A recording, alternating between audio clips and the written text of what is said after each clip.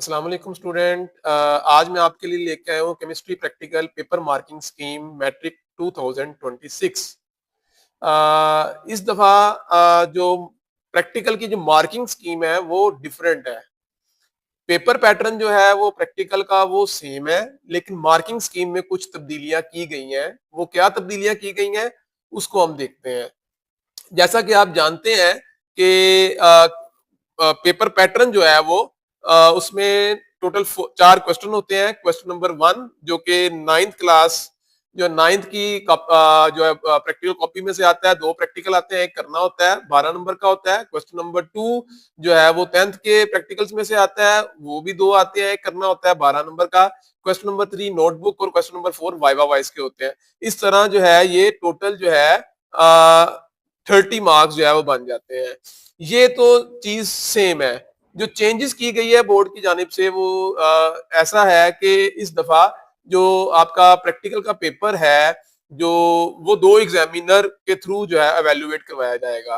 Practical वाले दिन एक एग्जामिनर जो है वो आपका प्रैक्टिकल लैब में पेपर कंडक्ट करवाएगा और पेपर कंडक्ट करवाने के बाद आपको जो है वो नंबर अलॉट करेगा और उसके पास कौन से नंबर है वो भी हम देखते हैं। और एग्जामिन नंबर 2 जो है आपने जो आंसर शीट के ऊपर जो प्रैक्टिकल सॉल्व किया होगा उसके नंबर की एवेल्युएशन जो है वो करेगा।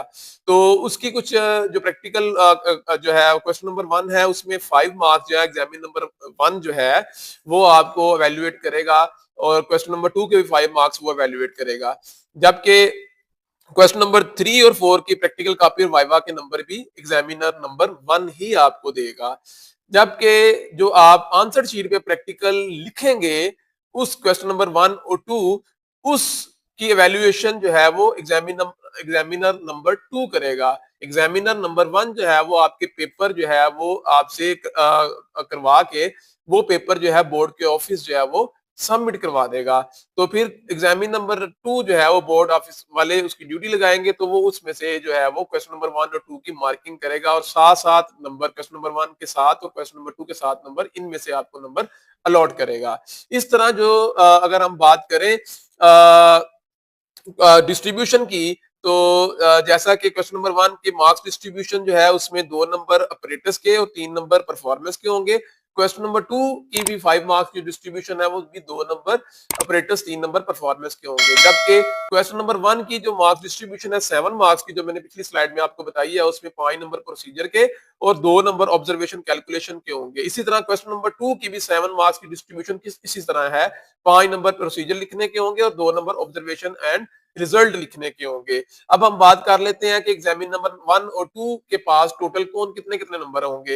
एग्जामिन नंबर 1 जो है वो आपको ये 5 क्वेश्चन नंबर 1 के 5 नंबर जो है वो आपको अलॉट करेगा 1 और 2 के।